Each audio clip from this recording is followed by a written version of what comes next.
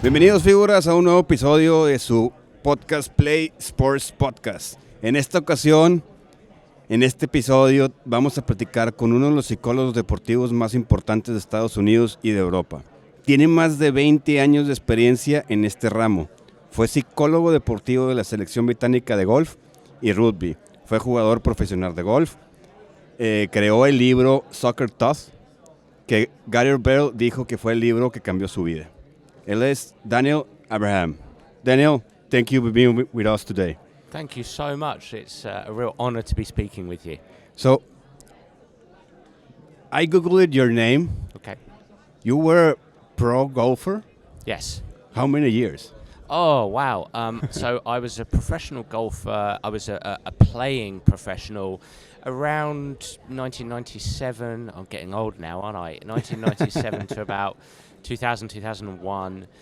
Realised I wasn't going to quite compete with Tiger Woods, and so decided that I would coach the game. So I coached for 3-4 years. So you're still a professional golfer, as you're coaching, and then I stopped around about 17 years ago. So I was a pro golfer for about 7-8 years, something like that. Nice. Yeah. And where are you from? I'm from England, as you can hear. I'm a Londoner, so I was born in London, and I don't live in London anymore. I just live just outside of London. Okay. But I'm a Londoner. I'm English, European, world citizen. Nice. How old are you? Oh, wow, 45. 45. Yeah. You're young. I'm 42, so we're the same. We are. we are pretty young. Family? Yeah, family? Just myself, my wife, and that's it. Pets? No pets? No pets at all. Just the two of us, which gives us the space and the freedom to travel and to enjoy life that way. So, Daniel, so the people that can hear us understand your background. Can you describe us a normal day of Daniel at 10 years old? A normal day when I was 9 or 10 years old. Can you remember? Oh, wow. Can you? I would get up. I would eat breakfast. I loved cereal. I used to love cereal so much that I would go to bed excited about the prospect of eating cereal the next morning. That's how much I loved cereal. I would then, I suppose an ordinary day would be, I would then go to school. I would spend my day at school. And then come home, do my homework, play, whatever that looked like at that time, and then go to bed. It's a pretty normal existence. Nice, because I asked this question because my mother is psychology, and she told me that at 9-10 years old, the kid is the most happy kid of your life. Okay, because he's like always, how to say it, naive, like being kid. It's still being kid. Yeah. But that's the question. There's fewer worries of the world around you, I suppose. Although, that's fair. That's fair. Yeah, perfect. So, you were a top golfer. I don't know about top golfer. You're a professional pro golfer. No, you're a top golfer. And then a coach. Why sports psychology then? Excuse me. Don't worry. Sure, good question. So, I was always asking why. Why do I feel like I do? I mean, I was somebody who didn't necessarily know how to pinpoint my focus, build my confidence, build self-belief, engage in self-control, practice effectively, all these kinds of psychological elements. And so I was always asking why. Why do I feel like this? Why do I struggle to do this? And that took me on a journey. I saw a couple of sports psychologists to try to help my golf. I had a mixed experience there. Okay. And then I was always probably reading a bit too much. I think the warrior probably needs to be less of a student of that side of things. But,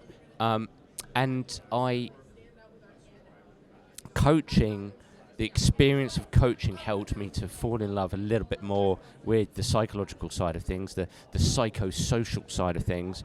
And I decided to go to university, study, I came out with my qualifications, and then I became a fully registered psychologist. So, I think it was just a real curiosity around the mental side of the game that led me to I came to a kind of crossroads. I was like, well, am I going to be a golf coach that does a bit of psychology on the side? Yeah. Or am I going to be a full-on sports psychologist and do this properly and do this across different sports and maybe even different domains? And so I chose the latter because that was the area I was most curious about. Nice. In Mexico, is a saying that if you're a good coach, you're part psychology, part best friend, part teacher, part everything. Yes. Right? Yes. Perfect. So and I think that's a fair thing to say. One thing I always say when people say, when coaches say to me, "Oh, I'm the psychologist," it's absolutely correct. You do. The reality is, coaches do psychology within their role. Psychology is happening every single second out there. Nobody would deny that. What I do say to coaches is you do psychology within your role, and in many respects, so much of the psychology you do can be more impactful than the psychology I do because you're on the grass with the players. Yeah. But you're not a sports psychologist per se. Yeah, you don't have the expertise or the background to do it, right? Exactly. And as the internet told me that you were in rugby, you were in golf as a sports psychology. Yeah. How do you go from those sports to soccer? Right now, I know that you are like Master Yoda from soccer psychology. You are the best of the best. I work in all sports, and I think as a sports psychologist it's important to do so. But when I first started, obviously I was always going to do a lot of golf psychology because I was a pro golfer. I know golf like the back of my hand. Yeah. And so that was the natural thing to do. But one thing I felt when I was a pro golfer and I spoke to some psychologists, sports psychologists, yes. I sometimes felt that the language they used didn't kind of equate to my experience. I always felt, can I trust you with that? Can I trust you to help me? So the one thing I became really interested in and passionate about was I really wanted to specialize in another sport other than golf. I was always going to work across sports, okay, but I wanted to really specialize in specific sports. So I chose golf, obviously, and I chose football. So I started in non-league football in England, soccer in England, okay, to really learn the language of the game and learn the specific challenges that players face. Those were the two things that were really important to me, and it just built from there. So I really became a student of soccer. I don't know, there's people here at this convention. We're here at the United Soccer Coaches Convention. Yeah. There's people who have forgotten more than I'll ever know about the game. I don't class myself as an expert on soccer, but I did need to learn the language and the specific challenges that players face. So, that's how I made the transition. I became a student of psychology within soccer. Okay.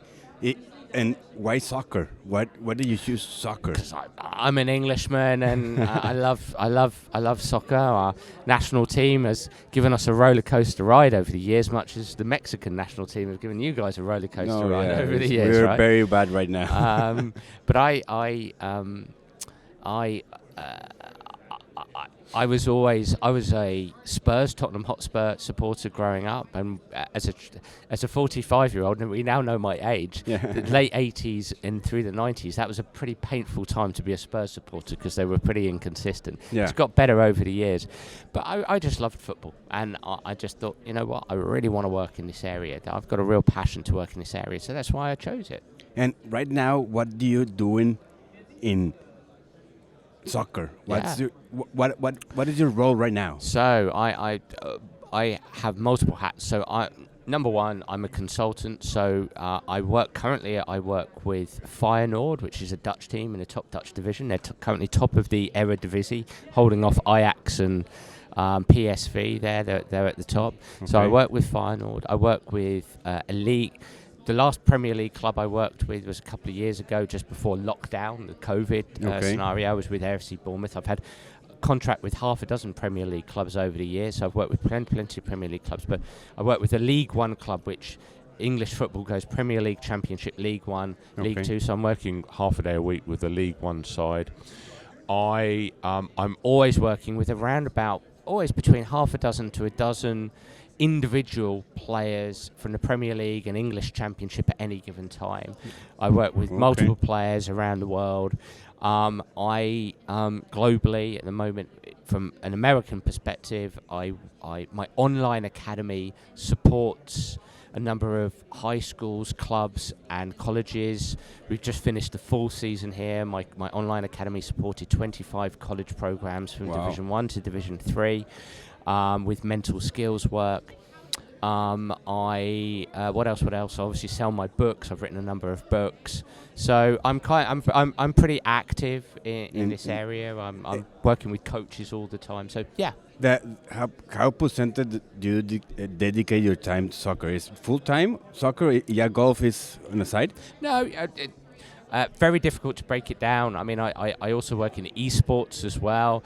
I do some corporate work, but not a lot. And I'm always working with individuals from other sports. I've worked with Olympians. I've worked with tennis players. Okay. I've worked across all sports, essentially. Right now is soccer, basically. I would say 80%? 80%. 80%. I've just started working with a UFC fighter. I'm working with an Indian cricketer. So you're working across a number of sports. So 80% soccer right now. Wow. A lot of soccer. a lot of soccer. So we can say that you saw and see a lot of different personalities, different problems, different type of situation, right? I've immersed myself in the world of soccer from Premier League, La Liga, Bundesliga, down to working with children, parents of children, coaches who coach, as you say, Premier League level, college, down to kids. So let me settle down in the table a situation in Mexico. Okay. So we have an academy in Mexico, youth academy, and we have a lot of players, a lot of teams, different ages. And you have to know, you understand that in a game, in a Saturday game, weekend game, you have the coach, you have the player, and you have the parent. Each one live the game different. Certainly. Us as an academy try to educate or control the feelings of the coach so he can work with the student. Yes. But the other part, the student, the player, and the parent is like off of our hands, right? Right. Out of your control. Yes. And I want to set down some examples that we can hear in the game. We are when you're the parents, how do you say the grades, the stands? Yes. The stands. And we can hear, I want my kid to be the best. The kid is 6-7 years old. Yeah. If he's not the best and doesn't play with the best, he's not playing anymore. Yeah. How can you explain this type? As I told, you understand it's bad. Why the kid of 6 years old wants to be the best of the best of the best? But how can you talk or explain it in that psychology way? How the parents or how can we help them to understand what they're saying?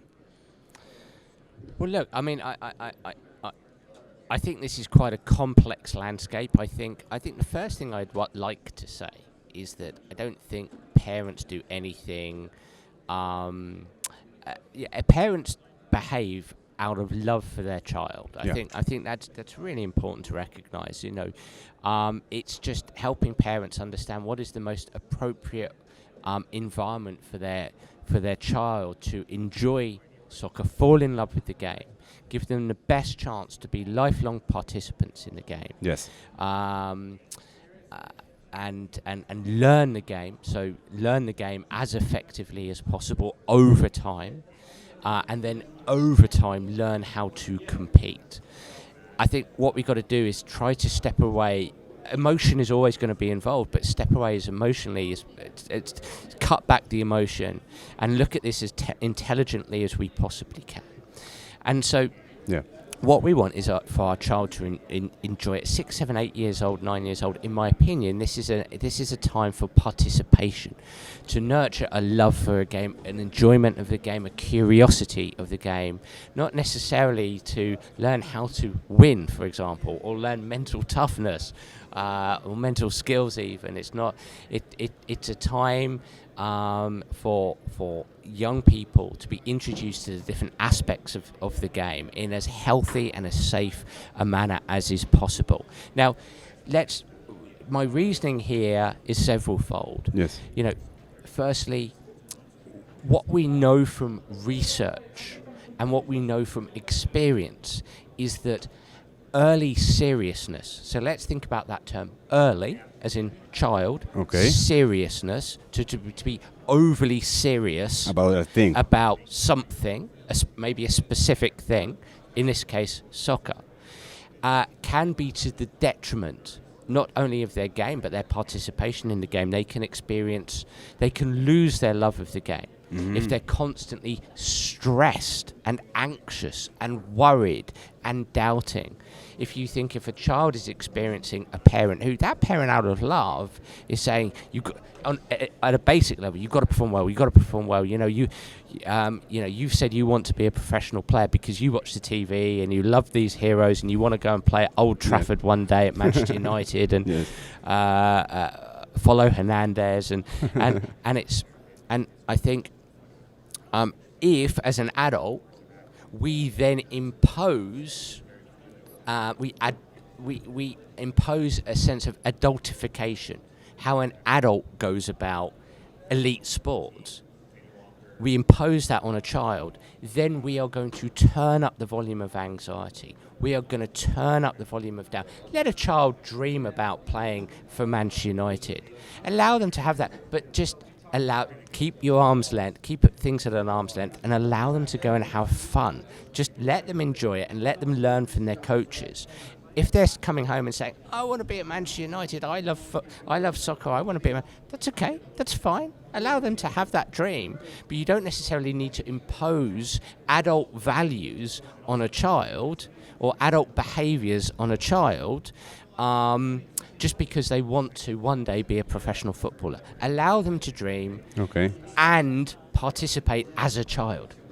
A child can participate as a child and dream of being a Manchester United player one day. You don't have to adultificate their experience of the game because they want to be a really, really good player. Oh, perfect. So what we know is that early seriousness can create unhelpful negative emotions that can cause burnout, which can cause early dropout from the game, which can cause injury. The best thing, if your child comes home and says, I want to be a Manchester United player one day, and your child loves football, loves soccer, lives, sleeps, eats, breathes it, just let them do that. That's fine. That's okay. Just allow them to enjoy the participation, to dream, and give them the space to learn from their coaches, whatever activities their coaches are engaging with. Your intervention and your input creates more noise, turns up the volume of stress, turns up the volume of anxiety, can impose doubt and worry. And so subsequently that can be to the detriment of the experience of your can be to the detriment of your young child's experience of football, leading, as I say, to injury, burnout and dropout. So that's what I think a parent needs to consider. Allow them to just have fun, have their dreams, enjoy the game, learn from their coaches, enjoy being with teammates, their friends. That's all they need right now. The last thing to say here is there is always going to be unicorns in a land of unicorns. Okay. By that I mean there are always going to be footage of 8-year-olds like Lionel Messi at home in Rosario, cutting through defences like a knife cuts through butter. That's always going to exist. But they are unicorns, and they're unicorns who end up in a land of unicorns, right? Yeah. You can't simply force. You can't force excellence on a child.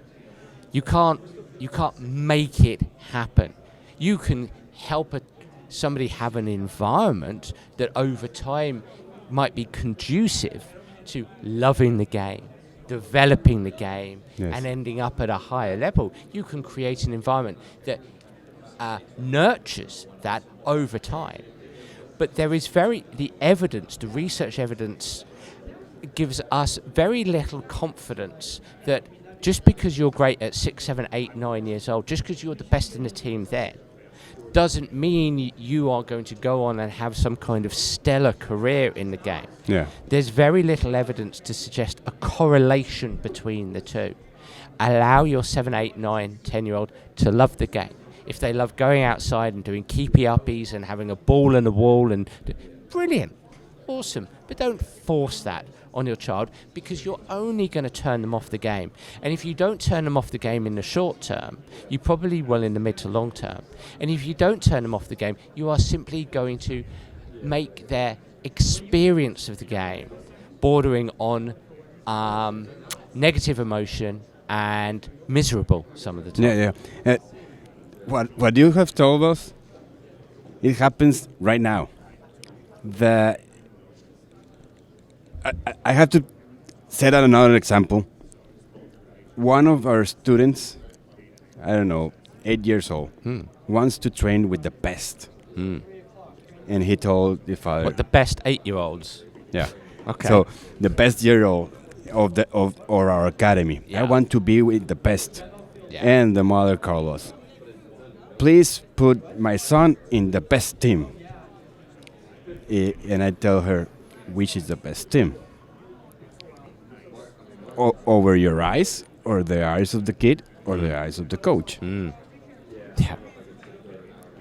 I told the mother, try to understand what the kid wants to say. He's trying to say, I want to be with the best. Maybe it's my friends.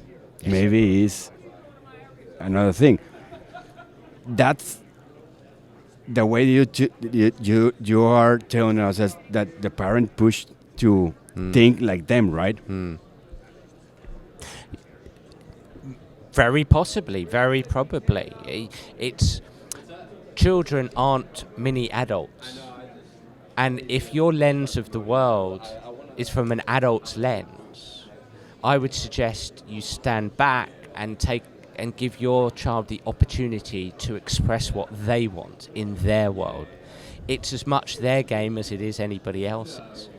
And if that child says, hey, you know what, I want to play with my friends, I want to enjoy the game. Maybe one day I'd love to play under the lights at Manchester United, but I want to play with my friends. Give them the opportunity to play with their friends. Give them the opportunity to make friends for life. Give them the opportunity to love the game. But most importantly, what I would be saying to this mother is there is no evidence to suggest that just because you're good at 8 and just because you're playing with the best 8-year-olds means that that's actually going to end up with your child. That doesn't mean your child's having the best environment for them as a child.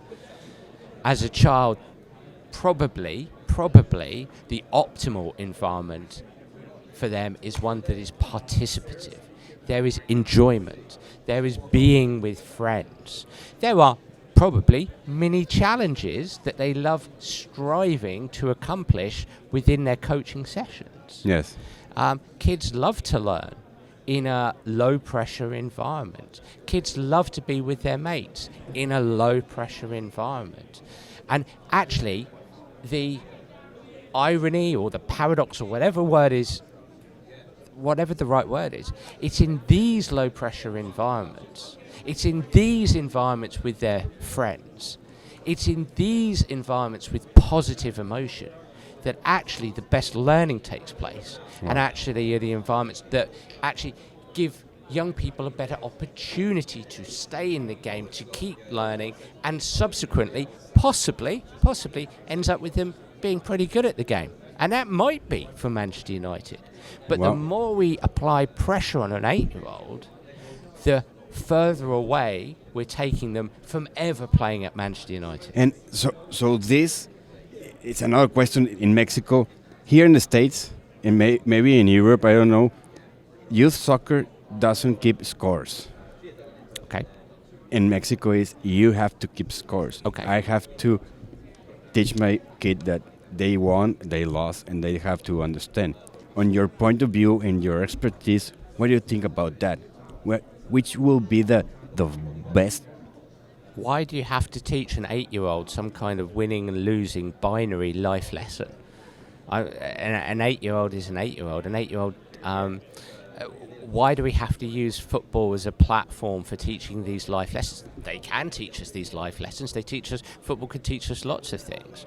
I think for me, why don't we have environments that give young people the opportunity to experience lots of things? We can have a game where maybe for a section of that game, they're experiencing a score. Why not? Okay, fine, no problem. And for a section of that, then there can be a winner, a loser, a winning team, a losing team. But why not have parts of the game where there are learning parts of the game? Why not have parts of the game where we're playing a game and there's no score? Or there's different types of scores. Maybe there's teamship scores. Maybe there's a learning score. Maybe there's a dribbling score. So there's other kinds of scores that we can have that actually would be more conducive to learning and developing. Not just this binary we win and lose. Because when we say, wow, we must keep scores because 8-year-olds need to understand that life is about winning and losing, or life is tough, or actually what you're doing is you're actually creating a very unsophisticated lens of the world. Okay. Black and white. It's just black and white. There's no shades of grey. Where actually we have a lot of what we potentially want to do is help our children to have lots of experiences, including winning and losing at times. But those experiences help give them a rich tapestry of what life offers. And it helps open their eyes to teamwork and leadership and fun and creativity and curiosity and learning. It helps them be better learners if we actually keep a different learning score. If we're just about winning and losing, then how are we going to nurture creativity? Because winning and losing is fairly simple in terms of, and you'd know this better than me being a coach. We can shape a team to win and we can shape a team to not lose. Yeah. Well, that's not nurturing a young player. But most of all, how are we creating a love of the game, a love of being with the ball and teammates, a love of moving and action and fitness, for example. How are we nurturing that if it's just about it's just about winning and losing? They've got to know they've got to know how to deal with winning. They've got to know how to deal with losing. No, you don't at 8 years old. Yes. Yeah. Now, as parents, we want to help young people experience values. We might want to nurture. That's far more important than winning and losing. Now, we can inject that into our games, absolutely. But the notion that young children have to be invested in learning about losing, I'm very sorry. It exists, of course, and we can have a part of that within our coaching practice. I think that's worthwhile to a degree, but I'm not sure that it needs to start at 6, 7, 8 years old. They learn about that in different parts of life. 100% right. Thank you for that. Yeah, of course. So they learn when they play a board game. They learn that when they play Nintendo. They learn that when they go to school and they start to understand. Well, I got my mark there was 5 out of 10, and okay, how can that be better? How can I improve upon that? And Juan over there got 7 out of 10. That person did did better than me on that test, and they start to make sense of the world. At 6, 7, 8 years old, they're only starting to make sense that they've got objectives in their world and others have objectives in their world. They're only starting to learn negotiation around play, and I want to play with this, and I don't want Juan to share my toy here. And you start to learn negotiation. It's called motivated agency in psychology, in personality psychology, and that's a 5 to 7 shift. That starts happening, at 5, 6, 7, 8 years old. Why is it all of a sudden at that stage we've got to bring this adult view of life? Yeah. Wow, life is tough and there's winning, and there's hang on, stop. Yeah.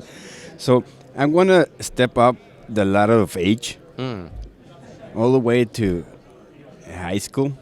We have some students in the last part of high school trying to get in college.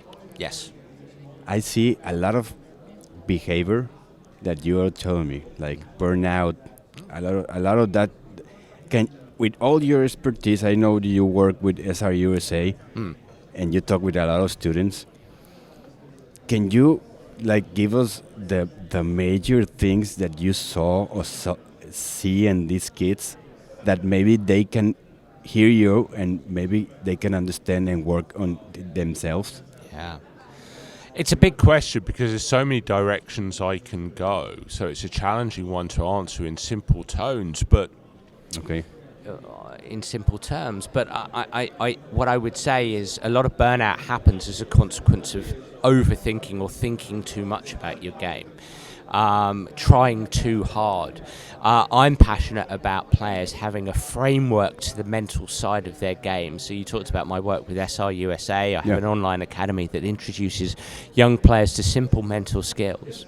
And the players I work with, whether it's younger players at college or going to college, or whether it's Premier League players or members of the NWSL or US Women's National Team, it comes back to the same thing, whereby having some simple mental tools that you can focus on and work on to be able to turn down the volume of anxiety around performance. Young people get very stressed about the game because they create a narrative around, gotta win, gotta perform. And as you say, they want to go to college, so it's gotta perform. But again, the problem with this narrative of gotta perform, I must perform. It will be a disaster if I don't. It will be the end of the world. I must have my best game here.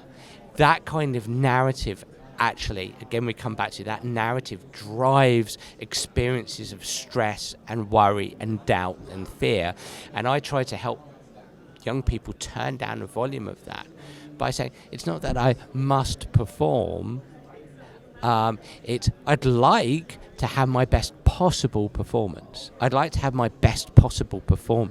And on some days that's going to be really, really tough to do that. Some days I'm going to do better than other days. And I work with Premier League players and we start to create this narrative around best possible performance. And it's okay if I make a mistake. It's okay if I have a poor period of play.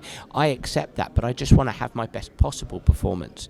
But alongside that, aligned with that, I think players need very simple mental tools alongside this psychological narrative.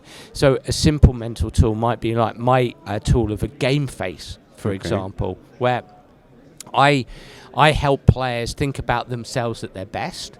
That's something that they can do every single day. Think about you at your best. Think about your best game. That's tapping into your memory. Use your memory to remember you at your best and rehearse that every day. Stop worrying about, I've got to perform, we've got to win. I've got college scouts watching me, I've got to impress them. And start thinking about you at your best. You in your best game, and start building a picture around that. Start thinking about dream performances. Start picturing dream performances. Nice. A 10 out of 10 game. And start thinking about who you want to be on the pitch. Now, all of these three tools, memory, imagination, that's a dream performance, and perception, who I want to be on the pitch, add up to help you create what I call a game face. Okay. And what a game face is it's taking these things and using words to describe who you want to be out there, the persona you want to have out there. I'll give you a working example. I work with one of the best defenders in the world right now. This player is considered, on the men's side of the game, one of the best defenders. Nice. He has a game face of dominant and relentless. Dominant and relentless. Dominant and relentless. I'm going to be dominant and relentless non-stop. That's what he says to himself. My number one objective is to execute every action dominant and relentless, dominant, relentless, dominant, relentless. Every run, every movement, every action. If my cross goes into Rosie, dominant, relentless. If I miss a chance to score, dominant, relentless. If I give the ball away, dominant, relentless. If I have a poor period of play, dominant, relentless. If my teammates aren't playing very well, dominant, relentless. If the opposition are playing awesome, dominant, relentless. He goes into some of the world's biggest games, and the number one he's not thinking, gotta win, gotta win, gotta win. He's not thinking, gotta perform, gotta perform, gotta perform. He'd like to win. He'd like to perform well. But he's thinking, I want to have my best possible game. What's going to help me to do that? Well, the number one thing is I'm going to be dominant and relentless, dominant, relentless. Nice. It's using action-based words to describe how you want to, the style in which you want to play, who you want to be out there, the attitude you want to portray, and you use these action-based words to say, be, do, and act out there. Okay, you've got to keep your body in line with these action-based words. So he holds himself in a dominant way. He acts relentless out there no matter what. He changed the way he stands. There you go. Thinking about that. Yeah, he holds himself like that. He moves like that. He runs like that. He reacts like that. He responds like that. Dominant, relentless, dominant, relentless, dominant, relentless. Nice. So what I would ask people out there is think of action-based words like sharp, alert, alive, lively, relentless, upbeat, dominant, cool, calm, focused, relaxed. These in the English language are adjectives. Adjectives change nouns. They drive behavior. So think about these words. Pick 2 words, okay, and use that to create your game face. Now, one more thing to say here is you can also use model players as well. So, for example, I work with a player who he was a former Premier League player. His game face is brave, lively, relentless Ronaldo. Brave, lively, relentless Ronaldo. So he's got 3 action-based words and the Portuguese player Ronaldo. And this player has played in the Premier League. Okay. But he said, he's a winger, and he said, Dan, Ronaldo is the man. Ronaldo is the guy that I model myself on. I study his game. I study how he goes about what he does. So he has a game face of brave, lively, relentless Ronaldo. And when he goes out on the pitch, he strives to embody brave, lively, relentless Ronaldo. Nice. So you can have so much fun with this. An 8-year-old can have fun with this. If this 8-year-old loves Lionel Messi, for example, and maybe has 2 words, let's say positive, happy.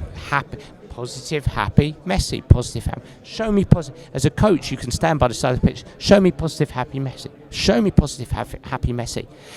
If this player goes out and strives to execute every action in the style of positive, happy Messi, it gives him a better chance, or her a better chance, to be able to engage in the game. Wow, great technique. It's called a game face. And an 8-year-old can use it. An 8-year-old can use it. A 25-year-old who's worth £50 million in transfer value can use it. Great. Yeah. Great. So why does the human brain remember your bad game, know your A game? So I play goalkeeper in high school and college. Okay. I can tell you my 5 biggest errors being a goalkeeper. Okay. I can remember 2 or 3 of the best games I play. Yeah. Why? Why the human brain thinks negative? Yeah. It's, look, I could give you the deep answer here if you like, but basically, we as human beings, the 2 things that we are, our nervous system and our brain are constantly scanning for and attuning to are rewards and threats. Rewards and threats. Okay, so when you're hungry, a packet of crisps, a packet of chips, that's a reward, right? Okay. Hunger is tuning into a threat. So then we go for a reward. Now, threats are really important for us.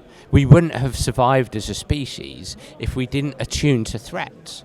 Because if we think 200,000 years ago, if a caveman dark-caved woman didn't see the saber-toothed tiger and run away, then that person's not going to survive.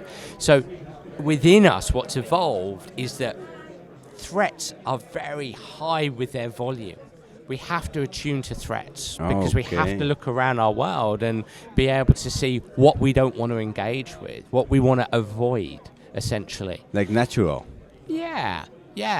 But the challenge there is there's so many things that can be perceived as threatening that are not actually threatening.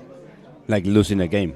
like losing it. Although I suppose in a way losing a game could be threatening for professional players, but we attune to that. And so what our brain does is don't lose, don't perform badly,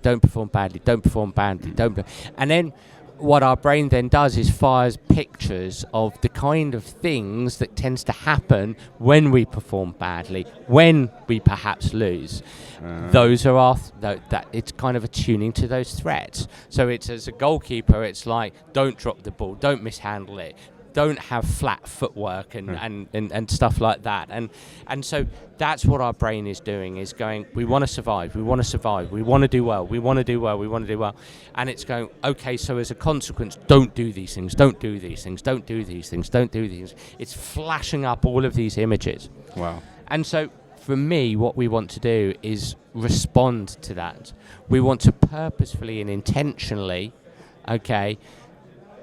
rehearse success, rehearse our best games, rehearse our dream games, rehearse our game phase, except that the way our brain and nervous system is designed is to throw these thoughts and feelings and emotions, these unhelpful thoughts and feelings and emotions up to the surface in our conscious awareness, but turn down the volume, accept that they're going to be there, but turn down the volume of them by shifting onto game face, best games, dream games, etc., etc. Nice.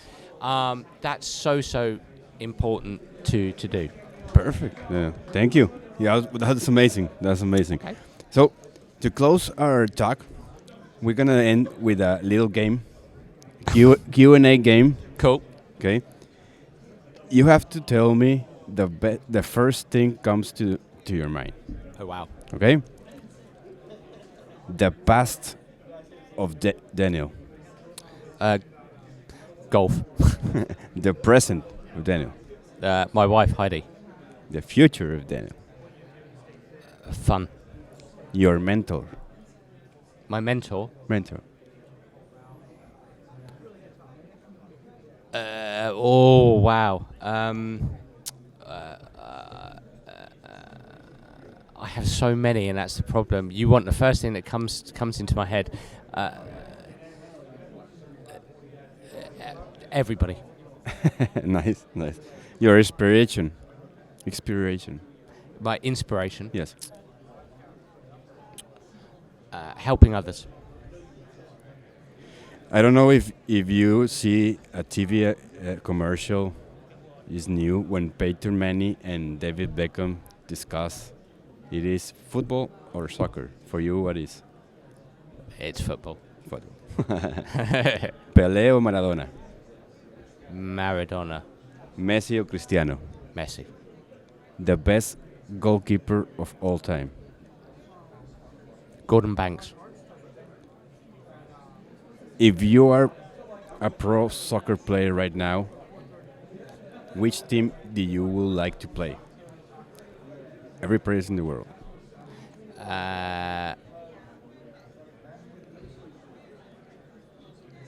Barcelona. If you are a pro player right now, which coach do you like to teach you or be the coach of your team? Pep. Nike or Adidas? Adidas. Back in the 90s, in the MLS, if the game tied, they go to shootouts. Do you remember? Mm-hmm. You have to choose one: penalties or shootouts. Penalties. Perfect.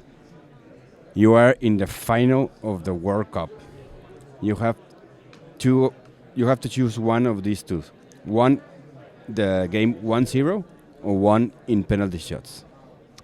We'll win the game 1-0. 1-0. If you have the opportunity to be like the sports psychology of one player in the world of soccer, which one do you choose? Lionel Messi. One player of different sports, the top, which one do you play? Tiger Woods. Tiger Woods? Hmm. And the last one. Well, that's two more.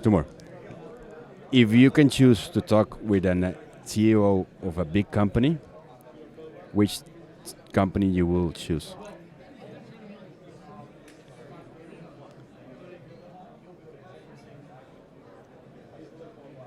I'm going to say Apple.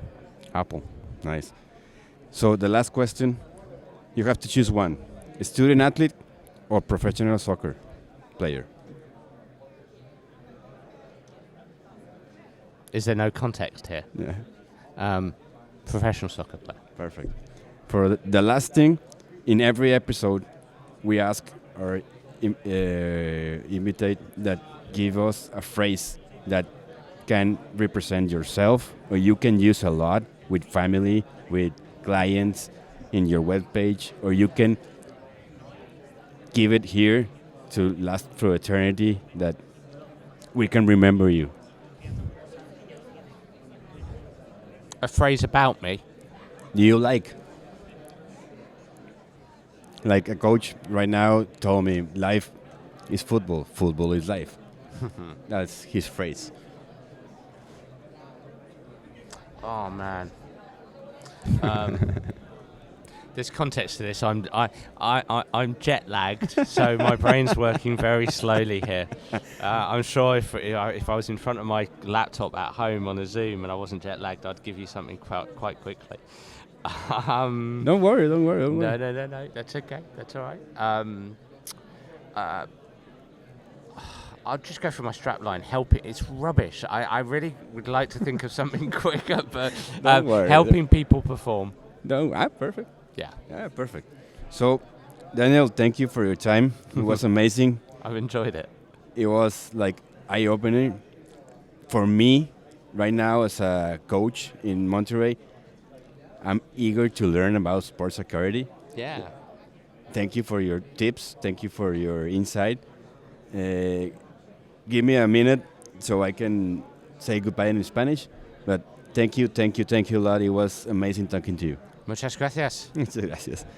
Figuras, pues como pueden ver, nos dio unos tips excelentes y ojalá les pueda servir para todos los padres de familia, para los jugadores y para los coaches. Nos vemos la siguiente semana y todas las dudas y todas las preguntas las pueden encontrar en las redes sociales. Nos las mandan, por favor. Gracias.